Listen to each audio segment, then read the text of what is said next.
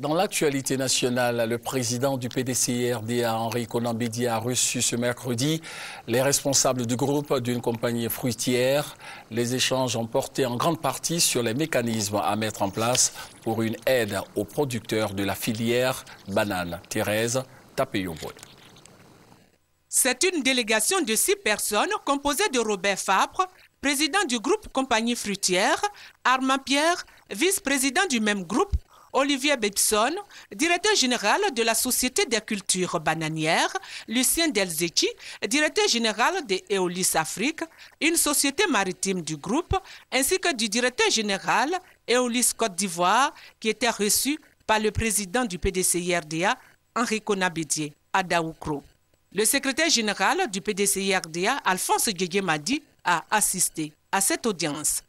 La délégation était conduite par Ngouan Akamatias, président des organisations des producteurs, exportateurs de bananes, d'ananas, de mangue. La délégation a échangé avec le président Bédié sur les mécanismes à mettre en place pour bénéficier du soutien de l'Union européenne dans un contexte de concurrence. Nous sommes venus demander le soutien des autorités de la République de Côte d'Ivoire à un moment où l'Union européenne va mettre en place des moyens d'aide à la production et au développement de la production de bananes en Côte d'Ivoire.